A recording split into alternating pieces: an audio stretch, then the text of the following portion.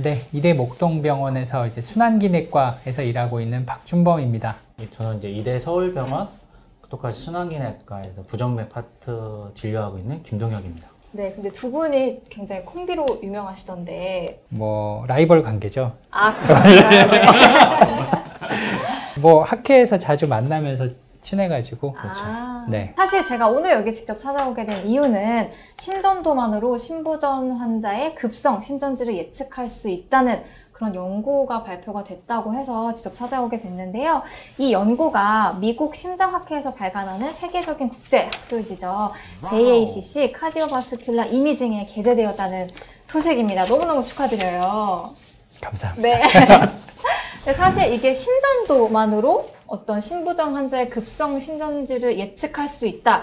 실제로 이 연구가 갖고 있는 의미가 어떤 건지 좀 자세히 설명해 주세요. 우리가 이제 심부전이라고 하는 병이 어떤 건지를 먼저 좀 잠깐 설명을 드려야 되는데, 네. 심장 기능이라는 거는 심장이 이제 펌프질을 하잖아요. 그래서 엔진과 같은 역할을 하는데 심장 기능이 이제 떨어져 있는 분들이 있어요.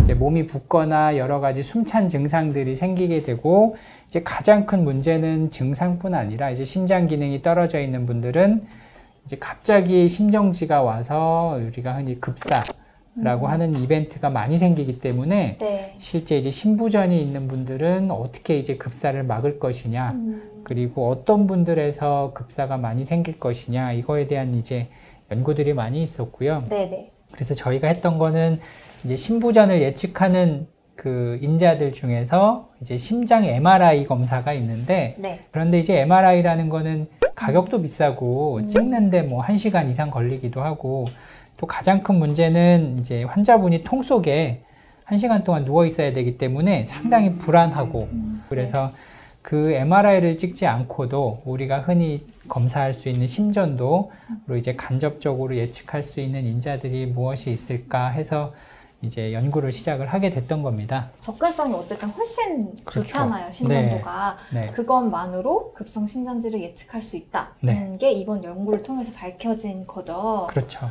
네.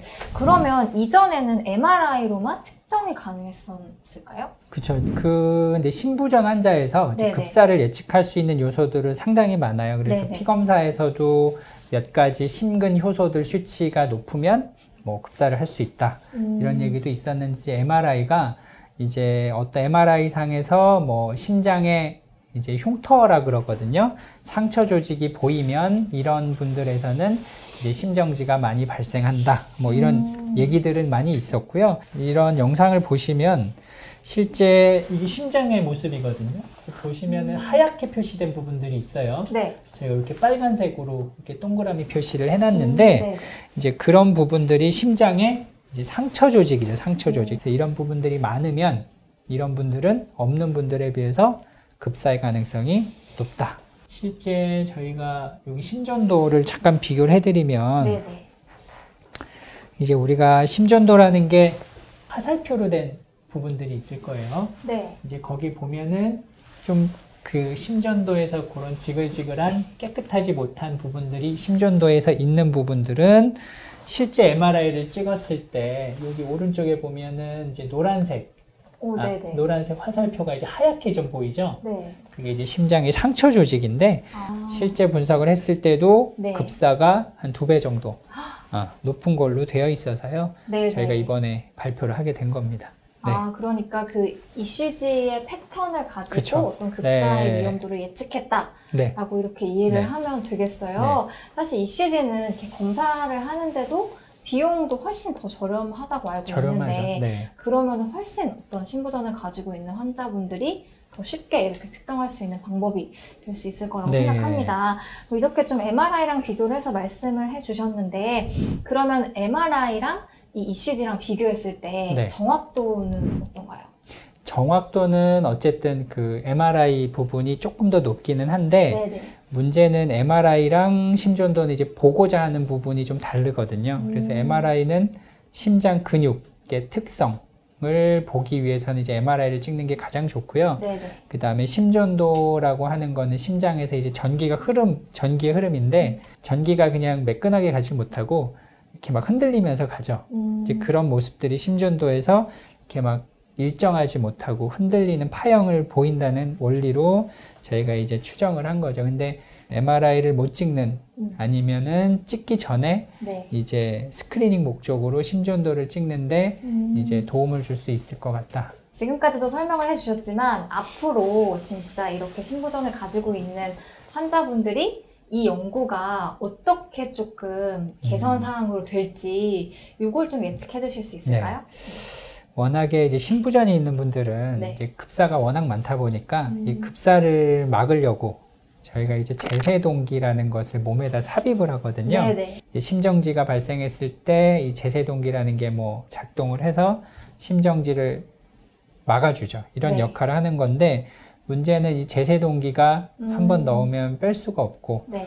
그다음에 일단 비용 자체가 어마어마하게 비쌉니다. 어느 정도냐면 네, 그냥 말씀해 주실 수 고급 있나요? 승용차 한 대보다 비쌉니다. 이게. 근데 이거 뭐 보험 처리 전혀 보험은 다 되죠. 아, 보험은 보험은 되나요? 되는데 네네. 그러다 보니까 이 나라의 살림도 휘청거리죠. 여러 사람이 그렇게 굉장히 되면. 비싸네요. 네네.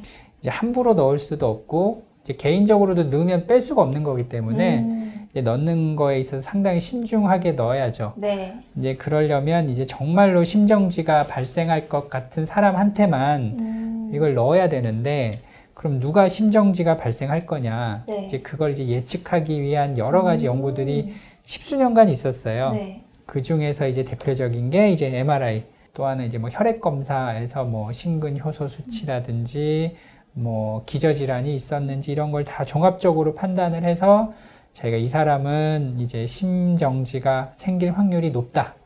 그래서 제세동기를 넣어야 될 것 같다. 이렇게 판단을 했는데 그 중에 하나의 그 팩터로서 이제 심전도가 이제 하나의 추가적인 예측 인자가 될 수 있었던 거죠, 이번에. 그렇군요. 근데 아까 그 신부전을 가지고 있는 환자분들이 이제 급사의 위험이 매우 많다라고 네. 말씀해 주셨는데 그 위험도가 어느 정도인지도 좀 알 수 있을까요? 사망률 높은 걸 암을 많이 얘기하잖아요. 네네. 실제로 근데 암 사망률보다는 요즘엔 신부전 사망률이 높고 그 신부전 사망률의 많은 부분이 이제 그런 아까 말한 급사의 부분을 하기 진짜요? 때문에 그런 거에 대한 조금 왜냐면 요즘엔 암 치료도 많이 해서 네네. 실제로 5년 생존율은 암보다 신부전이 더 낮아요, 실제로. 아, 진짜요? 그래서 그럼 좀 이해가 필요한 거죠, 지금 심장의 그 질환에 대한. 아, 그렇군요. 그러면 신부전을 갖고 있는 사람들은 어쨌든 급사의 위험이 있으니까 높을 수밖에 없다. 심장 질환으로 고생하시는 분들께 조금 마지막으로 드리고 싶은 말씀이 있다면 각각 좀 부탁드릴게요. 네. 뭐 저희가 주로 이제 보는 병들이 심방세동, 부정맥 질환들이고요. 그리고 이제 연세가 있는 분들이 많다 보니까 신부전 또 이제 보통 이제 한두 가지를 다 같이 갖고 계시거든요. 근데 문제는 이제 부정맥이나 이런 증상들이 초기나 이럴 때는 증상이 있을 수 있는데 문제는 이제 젊으시잖아요. 그때는. 그러다 보니까 증상이 있어도 그냥 젊으니까 그렇겠지. 이제 60, 70이 되면서 그게 이제 부정맥 때문에 생긴 증상이었다는 걸 나중에 인지를 하시고 치료를 좀 늦게 시작하시는 분들이 많으세요. 그래서 건강검진을 하면서 부정맥이나 이런 것들이 진단이 되면 반드시 병원을 빨리 방문하셔서 더 건강을 챙기는 데 도움을 줄 수 있을 것 같습니다. 예. 네.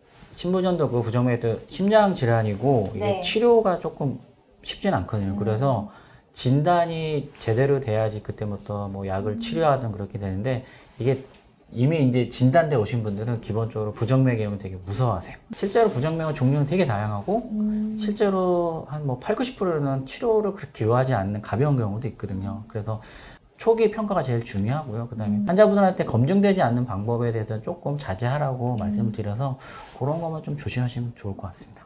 오늘 이렇게 마지막까지 환자분들한테 따뜻한 말씀 해주셔서 너무 감사드리고요. 바쁘신 와중에 인터뷰 해주셔서 너무 감사드립니다. 네, 감사합니다. 감사합니다. 이렇게 손 한번 흔들어 네. 줄 수 있을까요? 네, 감사합니다. 감사합니다. 네.